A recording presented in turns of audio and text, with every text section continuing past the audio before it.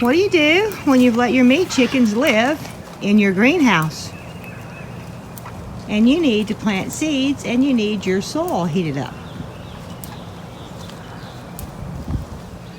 Well, there is a method of heating up your soil, not just in a greenhouse, but they have grow mats and they really work well.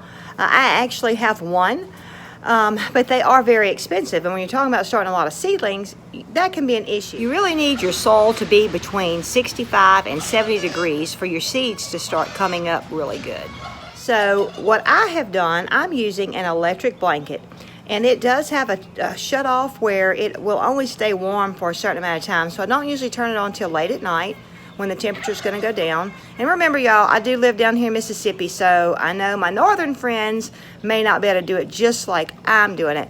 But anyway, I use an electric blanket and I cover it with plastic. And I do think it's a good idea to maybe not water your plants while they're sitting on top of the electric blanket.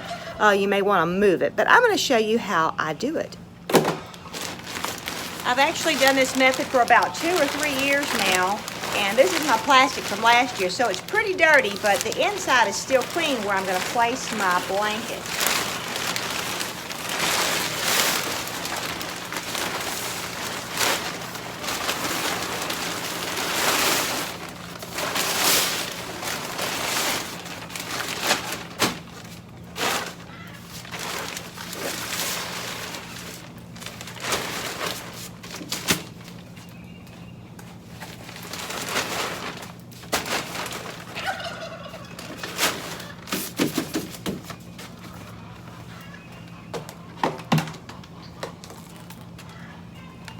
This is just a twin-sized electric blanket. I looked them up on Amazon and you could get one for about $30. They also have a pretty good price on the grow mats. Also, they cost, I think I saw that was $22 for 2.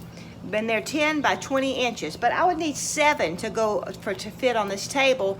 Plus, it wouldn't take up the whole table. And by using this electric blanket, it's going to cover my whole table. I actually have it folded in half because it's bigger than my table.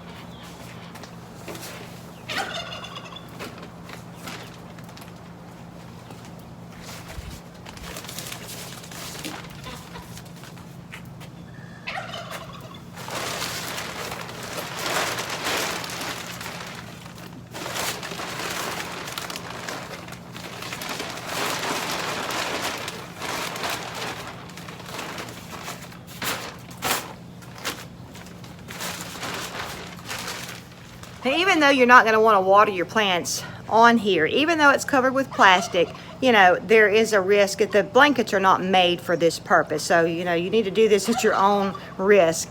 But even though if you put your plants on the ground to water them and then place them back on here, they're still going to be a little damp. So that's why I do the plastic, because I don't want to get my blanket wet.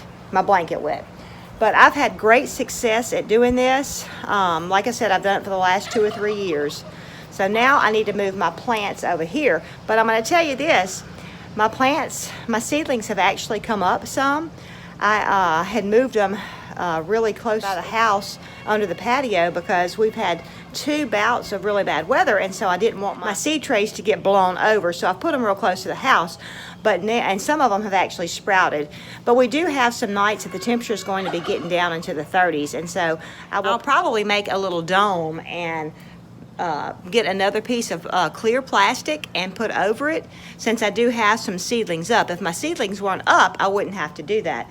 But I'll probably make a little dome to keep the heat in when we're going to have those really cool nights.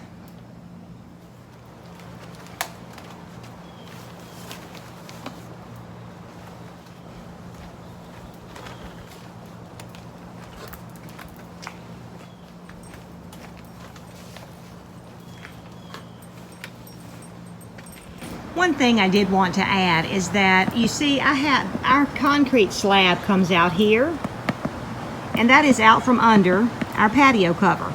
So I do have my seedlings out where they can get sun, but I won't leave them out, especially if it's going to rain. I will move them back under the patio cover because I would not want rain to get on my little young seedlings just yet.